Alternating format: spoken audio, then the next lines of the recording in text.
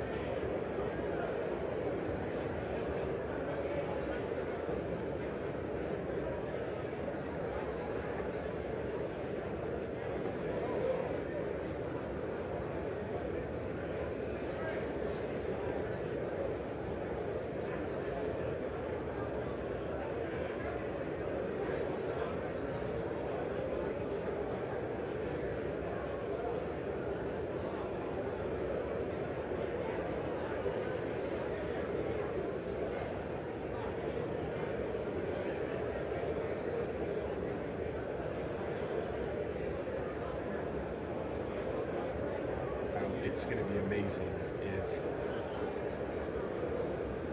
the seats on the Republican side are left empty.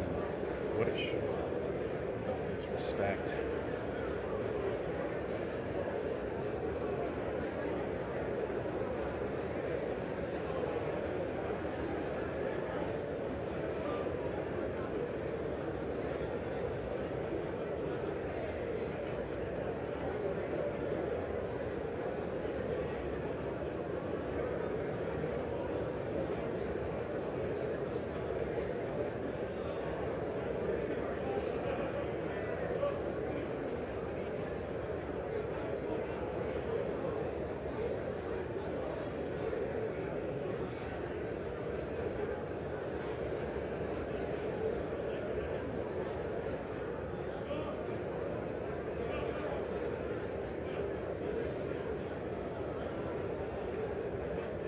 Senate leadership down in the front row.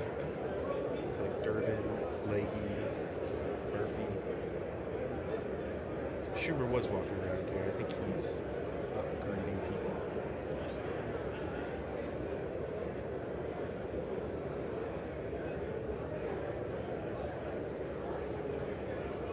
It's interesting. You can see, I don't know if you guys saw there was a gentleman in a green sweatshirt matching Volodymyr Zelenskyy's.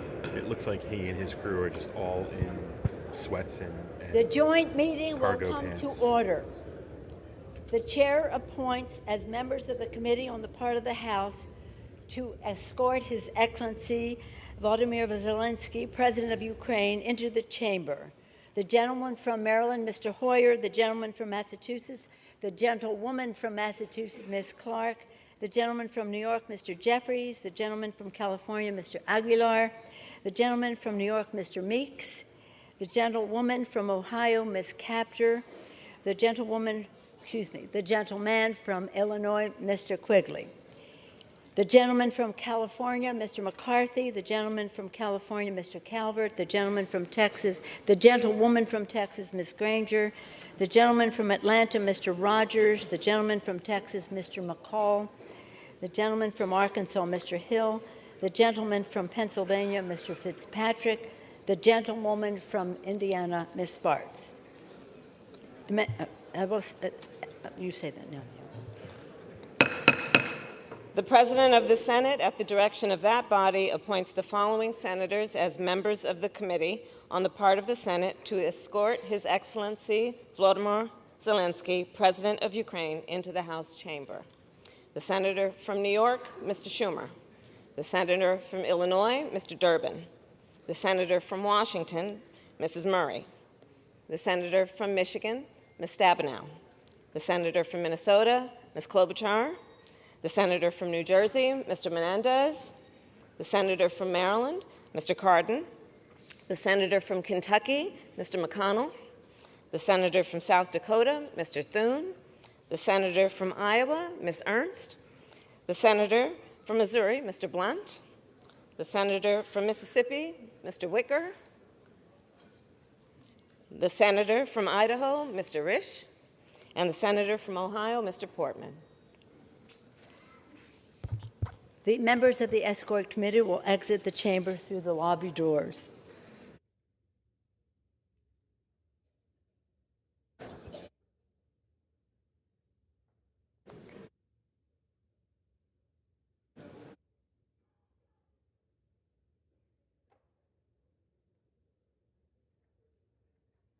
Now, this should.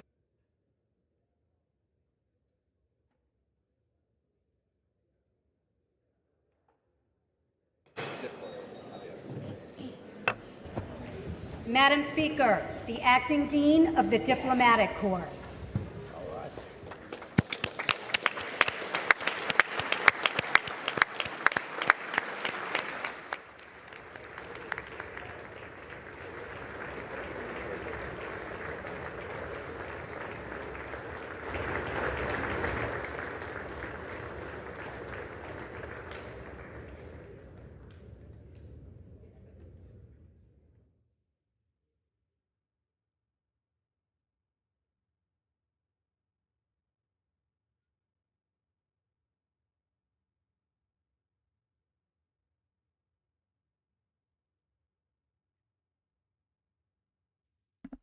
Shayla Jackson Lee there is in the center of the screen, wearing the blue and yellow to show her support for Ukraine.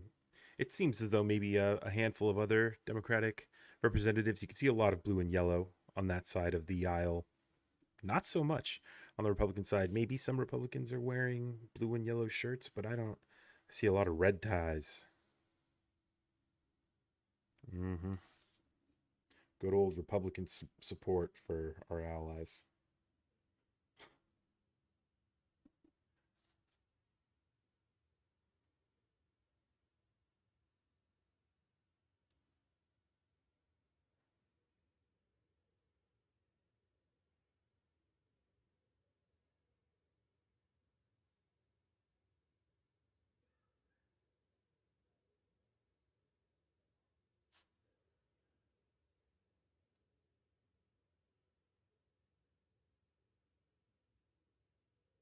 You know, Democrats really are putting a stake in the ground here before Republicans grab control of Congress in the new year by showing their support for Zelenskyy and Ukraine, showing the world that they're on the side of democracy and against the tyrants and dictators, the Trumps and the Putins of the world, because the next 2 years in Congress, it's gonna be a circus, and they're gonna do everything they can to undermine our democracy and to poison the well of political discourse in the country. So this is, you know, of course, it's the rare occasion this century of a leader of a war-torn nation addressing Congress and meeting with the President of the United States, because they're at war. But it's also a monumental moment for our country as well, and for politics in our country, because of just how far away from democracy the Republican Party has moved.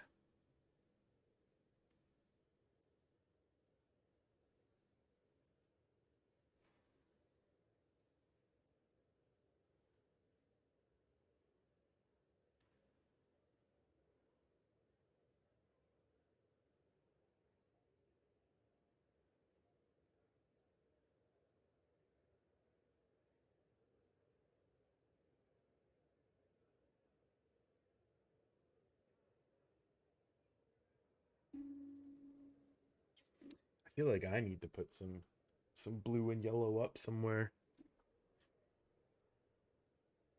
Show my support. The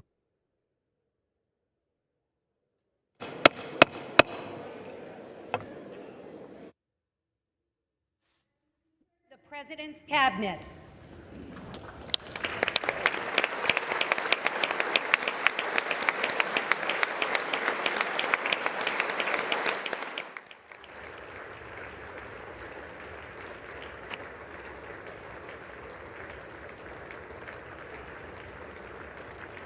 Pete.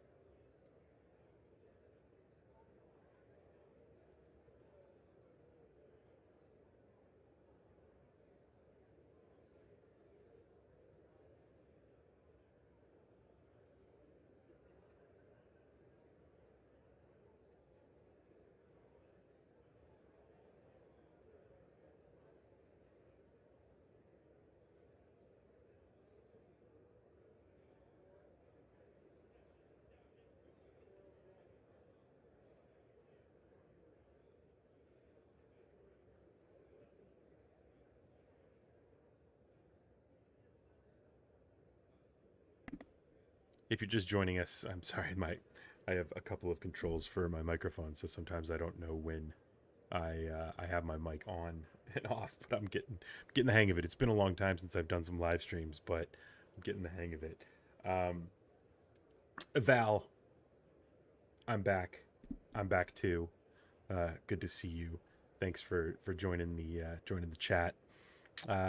If you're just joining us, we had a number of Republican and Democratic senators who were brought behind the scenes there, behind those doors, to meet with Zelenskyy before bringing him out to address both the House and the Senate.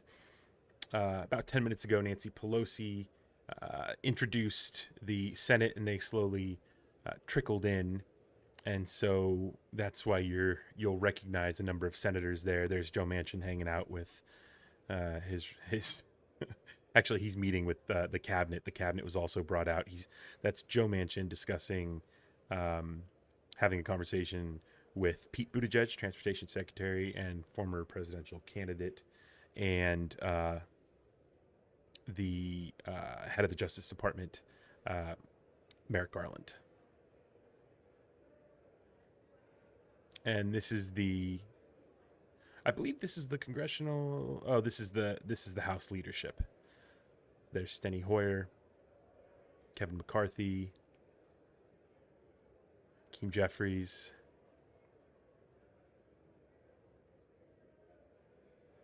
Gentleman behind Jeffries is on the January 6th committee.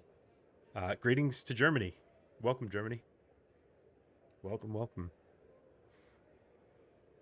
Yeah, this truly is a global moment. And I said this a little earlier, but this is also, as you can see with this aerial shot of Congress, you can see a lot of Democrats wearing the blue and yellow in support of Ukraine and Zelenskyy. You don't see that really.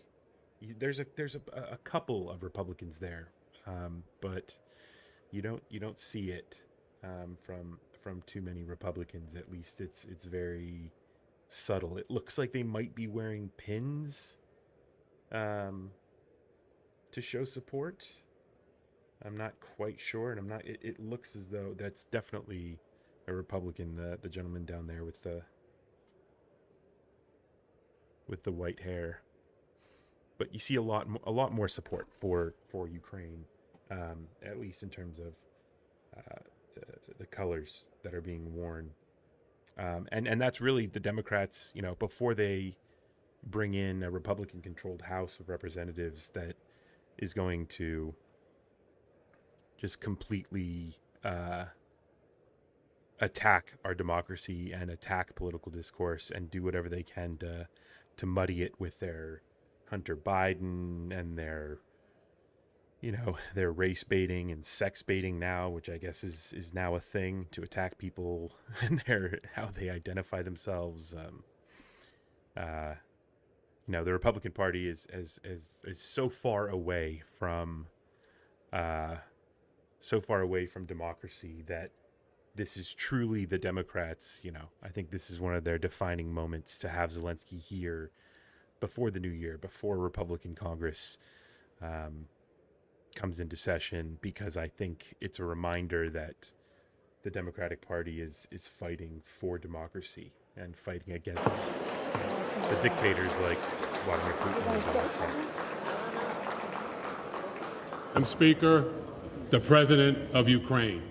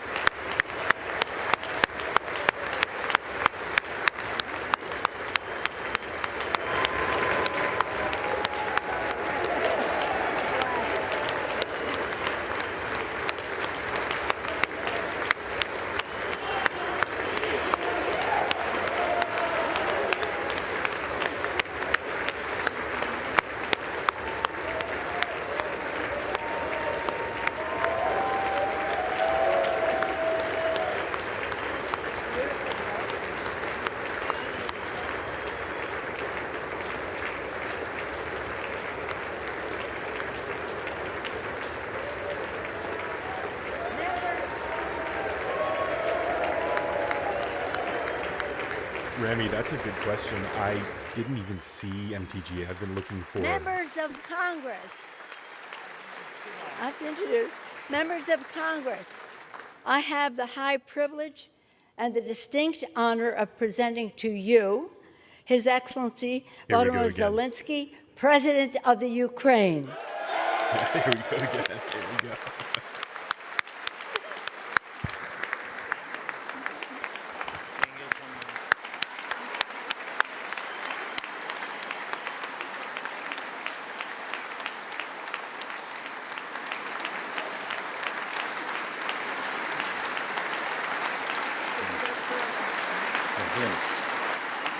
Thank you so much. That, thank you. It's too much for me. All this for our great people. Thank you so much.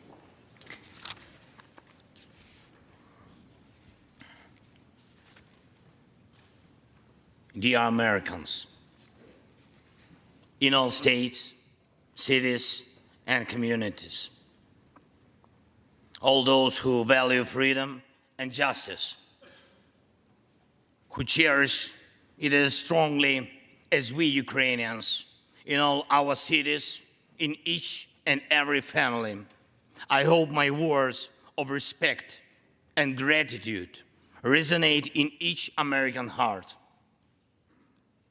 Madam Vice President, I thank you for your efforts in helping Ukraine. Madam Speaker, you bravely visited Ukraine during the full-fledged war. Thank you very much. Great honor. Thank you.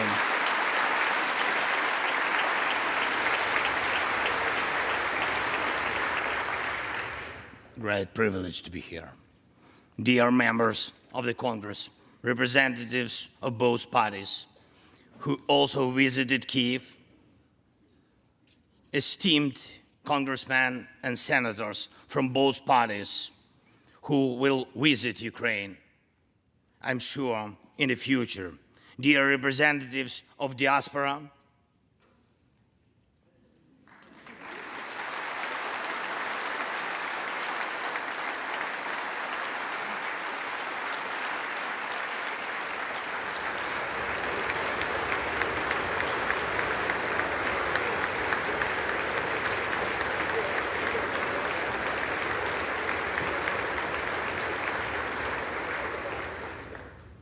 present in this chamber and spread across the country, dear journalists. It's a great honor for me to be at the US Congress and speak to you and all Americans. Against all odds and doom and gloom scenarios, Ukraine didn't fall. Ukraine is alive and kicking.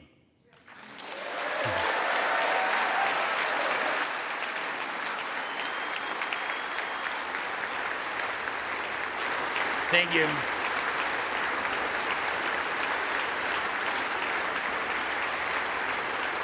Al Green sitting next to And it Louis gives Gohmert. me It's an interesting good reason pairing. to share with you our first joint victory. We defeated Russia in the battle for minds of the world. We have no fear, nor should anyone in the world have it. Ukraine's gained this victory, and it gives us courage, which inspires the entire world. Americans gained this victory, and that's why you have succeeded in uniting the global community to protect freedom and international law. Europeans gained this victory, and that's why Europe is now stronger and more independent than ever. The Russian tyranny has lost control over us.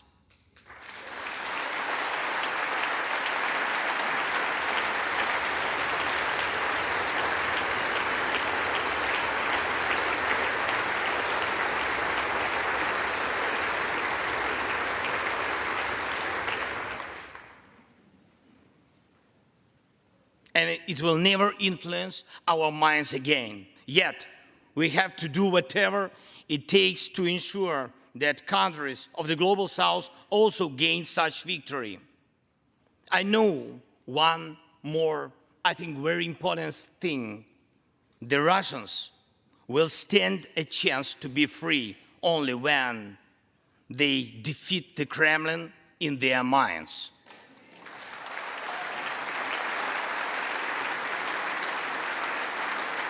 Yet, the battle continues, and we have to defeat the Kremlin on the battlefield. Yes, this battle is not only for the territory, for this or and other parts of Europe. The battle is not only for life, freedom and security of Ukrainians or any other nation which Russia attempts to conquer.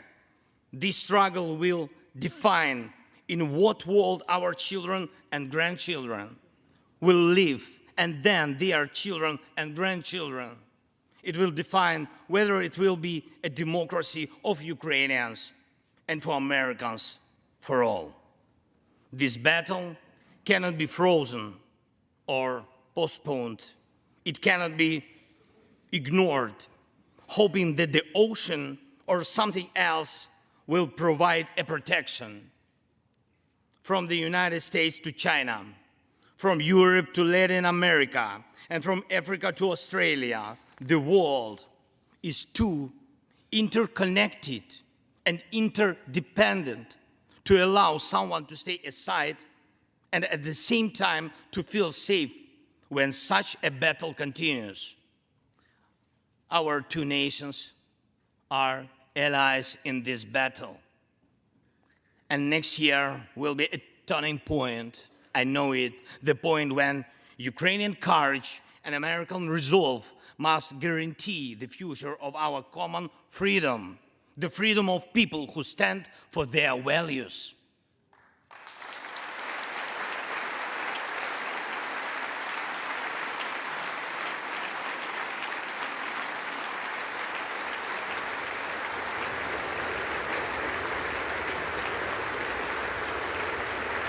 Ladies and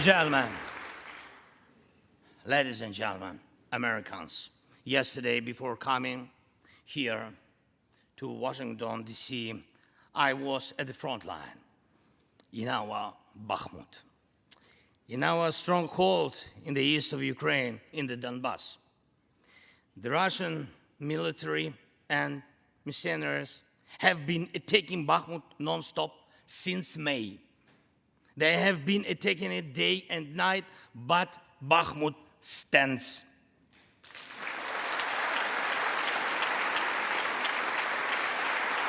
Last year, 70,000 people lived there in Bakhmut, in this city, and now only few civilians stay.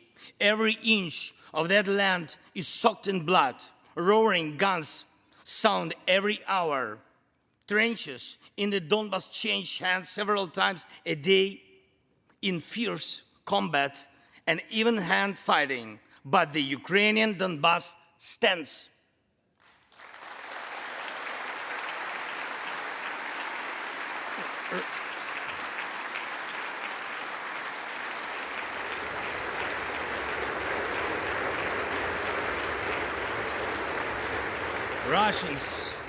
Russians use everything they have against Bakhmut and our beautiful cities. The occupiers have a significant advantage in artillery. They have an advantage in ammunition. They have much more missiles and planes than we ever had.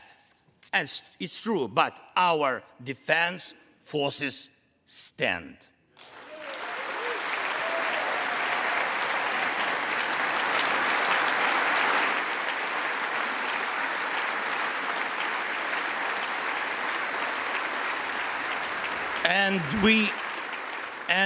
And we all are proud of them. The Russians' tactic is primitive. They burn down and destroy everything they see. They send thugs to the front lines. They send convicts to the war. They threw everything against us, similar to the other tyranny, which is in the Battle of the Bulge. Threw everything it had against the free world, just like the brave American soldiers which held their lines and fought back Hitler's forces during the Christmas of 1944. Brave Ukrainian soldiers are doing the same to Putin's forces this Christmas.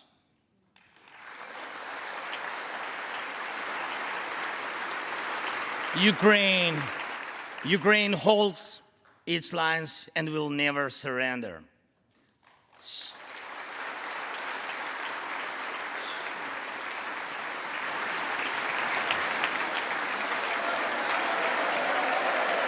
That's interesting there, him comparing Putin's forces to Hitler's, because Vladimir Putin has tried to paint this picture that Vladimir Zelenskyy is here a Nazi is that the front Putin line. needs to fight. The tyranny which has no lack of cruelty against the lives of free people.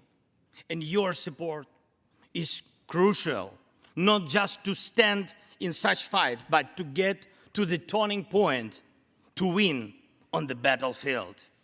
We have artillery. Yes. Thank you. We have it. Is it enough? Honestly, not really. To ensure Bakhmut is not just a stronghold that holds back the Russian army, but for the Russian army to completely pull out, more cannons and shells are needed. If so, just like the Battle of Saratoga, the fight for Bakhmut will change the trajectory of our war for independence and for freedom. If your patriots stop the Russian terror against our cities, it will let Ukrainian patriots work to the full to defend our freedom. When Russia cannot reach our cities, but its artillery, it tries to destroy them with missile attacks. More than that, Russia found an ally in this genocidal policy, Iran. Iranian deadly drones sent to Russia in hundreds became a threat to our critical infrastructure. That is how one terrorist has found the other. It is just a matter of time when they will strike against your other allies. If we do not stop them now, we must do it.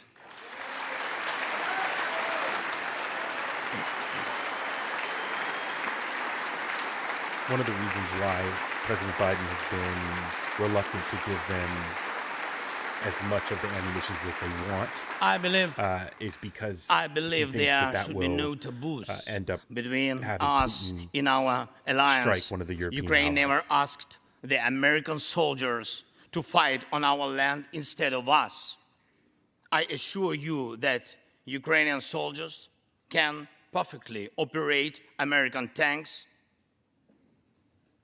and planes themselves.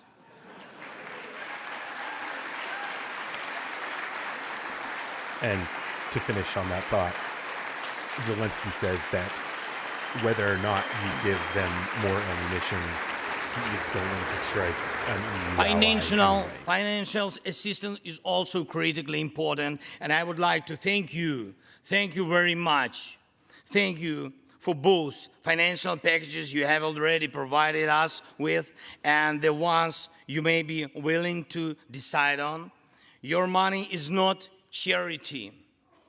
It's an investment in the global security and democracy that we handle in the most responsible way.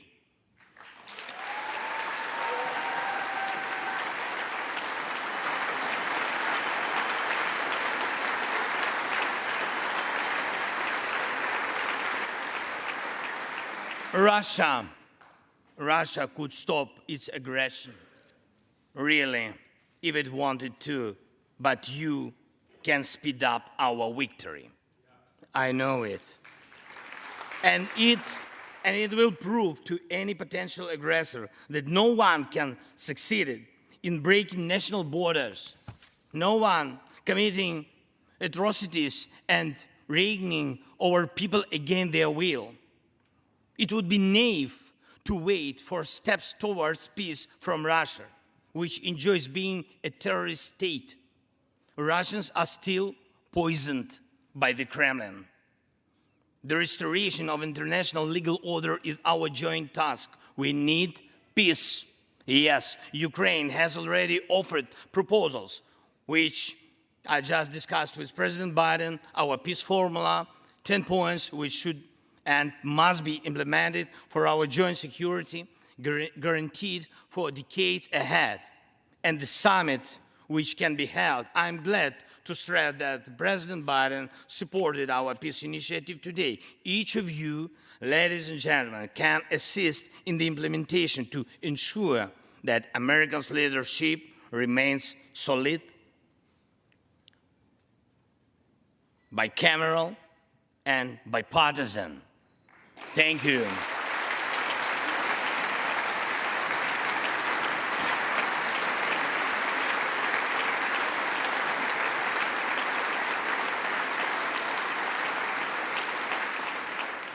You can strengthen sanctions to make Russia feel how ruinous its aggression truly is.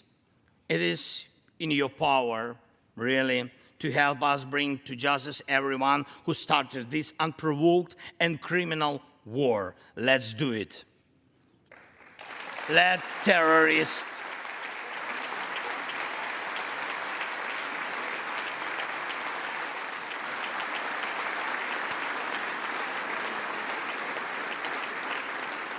Let the terrorist state be held responsible for its terror and aggression and compensate all losses done by this war. Let the world see that the United States are here. Ladies and gentlemen, Americans, in 2 days, we will celebrate Christmas. Maybe candlelit. Not because it's more romantic, no, but because there will be no electricity. Millions won't have neither heating nor running water. All of these will be the result of Russian missile and drone attacks on our energy infrastructure. But we do not complain. We do not judge and compare whose life is easier. Your well-being is the product of your national security, the result of your struggle for independence and your many victories. We, Ukrainians, will also go through our war of independence and freedom with dignity and success.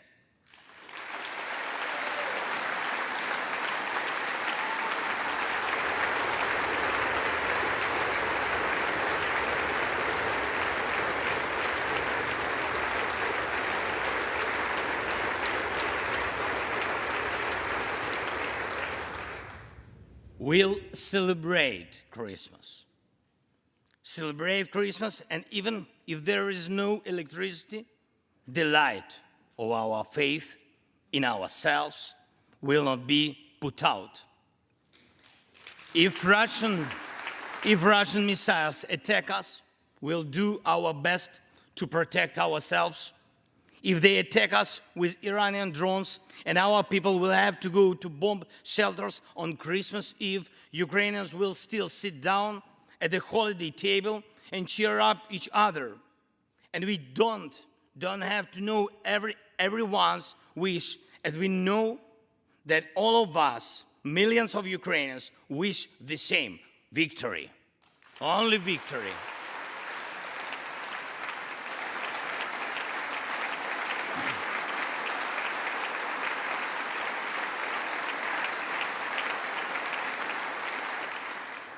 We already built strong Ukraine with strong people, strong army, strong institutions together with you. We developed strong security guarantees for our country and for entire Europe and the world together with you. And also together with you, we'll put in place everyone who will defy freedom.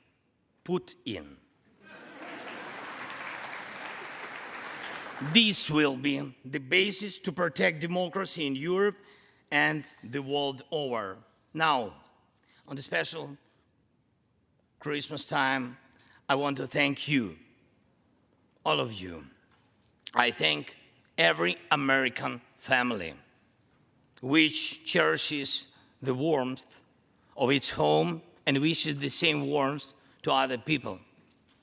I thank President Biden and both parties at the Senate and the House for your invaluable assistance. I thank your cities and your citizens who supported Ukraine this year, who hosted our Ukrainians, our people, who waved our national flags, who acted to help us. Thank you all. From everyone who is now at the front line, from everyone who is evading victory. Standing here today, I recall the words of the President Franklin Delano Roosevelt, which is, I think, so good for this moment. The American people, in their righteous might, will win through to absolute victory. The Ukrainian people will win too, absolutely.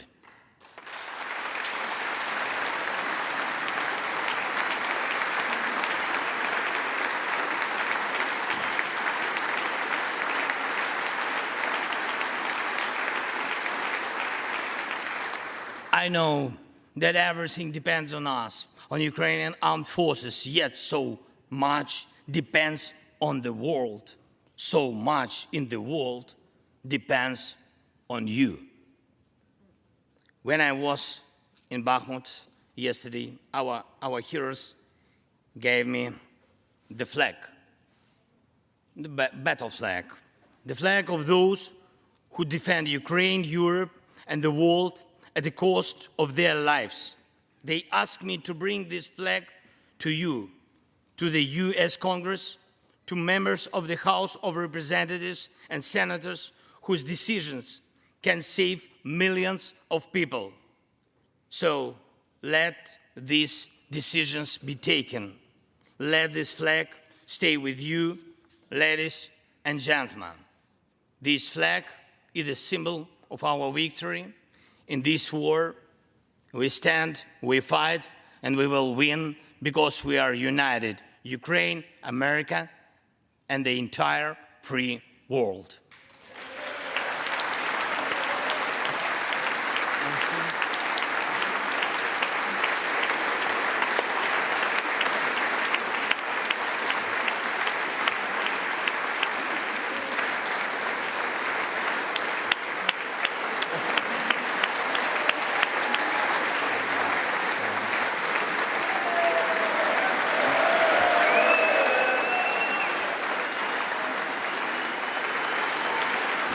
Just one thing, if I can, the last thing, thank you so much. May God protect our brave troops and citizens. May God forever bless the United States of America. Merry Christmas and happy, victorious New Year. Slava Ukraini!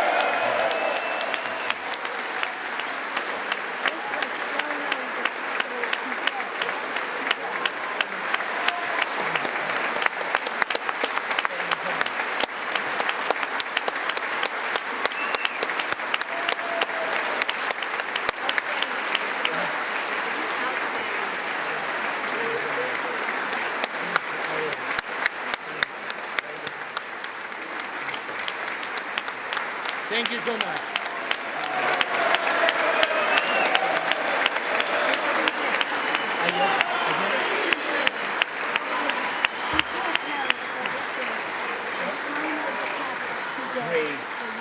Great to me. I can hold. Okay. Turn around. Yes. There we go.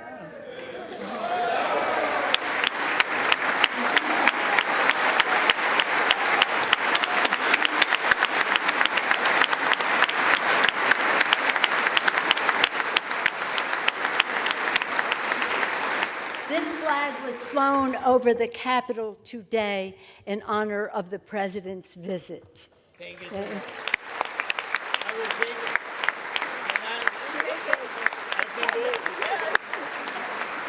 All the best.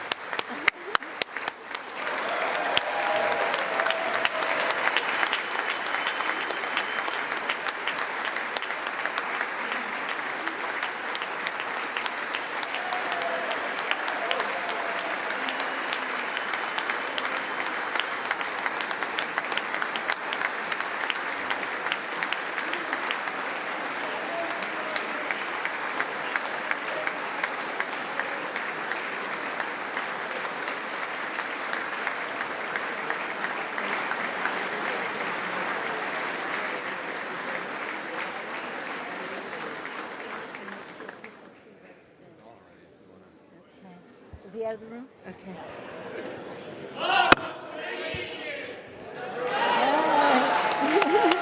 The purpose of the joint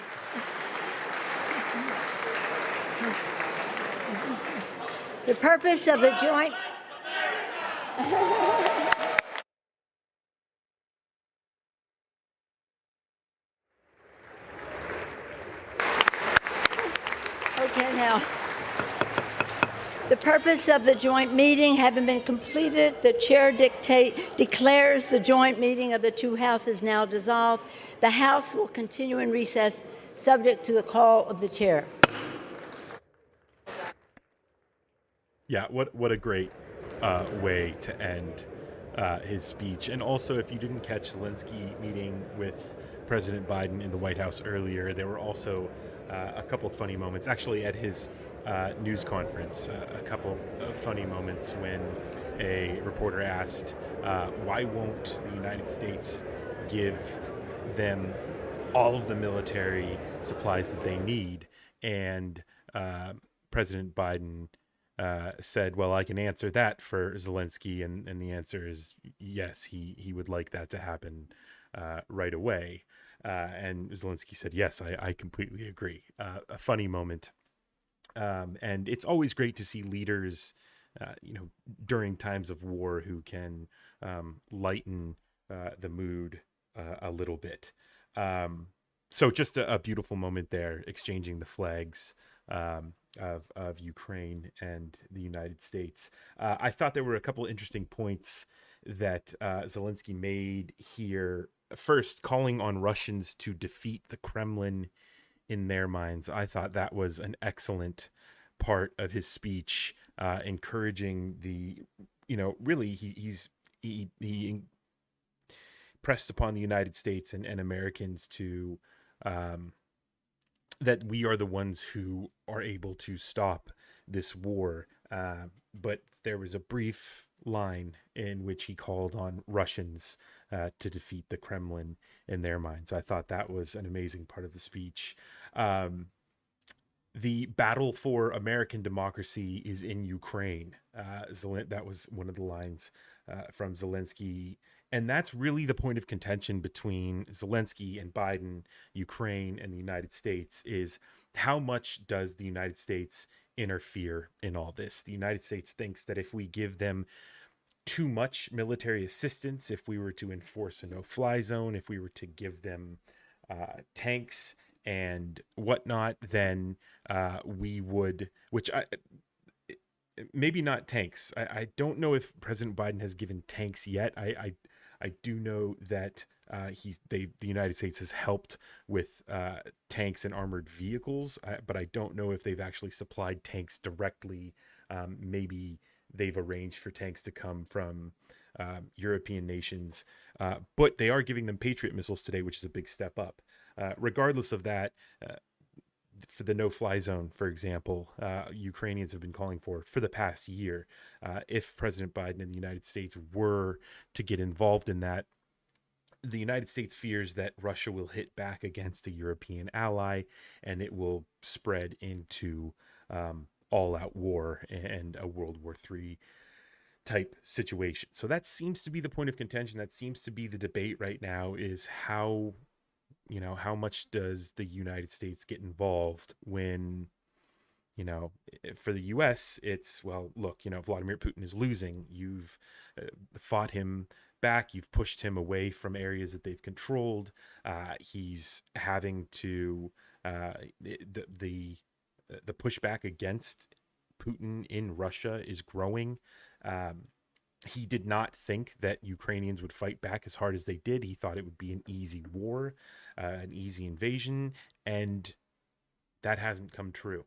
As a matter of fact, it's been the opposite. Now, Sweden and Finland want to join the EU and NATO, and so the United States thinks, look, we're just gonna. This isn't our war directly. So we need to we'll support you until you defeat it, the Russian invasion. But we don't want to escalate anything.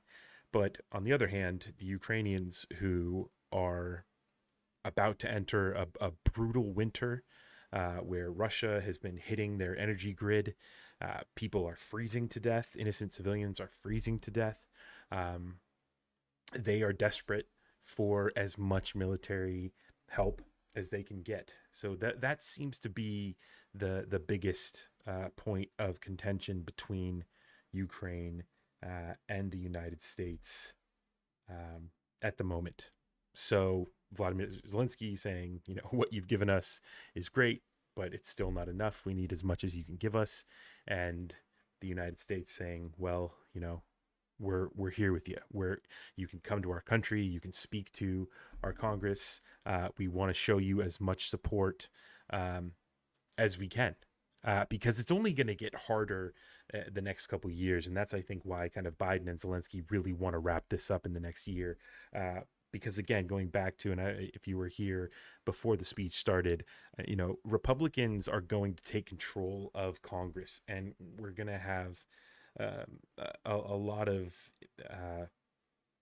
congressional hearings about Hunter Biden's laptop and how corrupt the Department of Justice and the FBI is. And we're going to bring the Republicans are going to bring all these witnesses that are going to muddy up the political discourse in this country, and they're going to be teeing up Fox News and the conservative alt-right media bubble with these little snippets of moments that they're going to replay and repeat again and again, and we're not going to be able to have the conversations about Ukraine, and we're not going to have the support that we've had over the past year with the Democratic-controlled Congress and Senate and White House, because we were largely holding hearings that were politically responsible.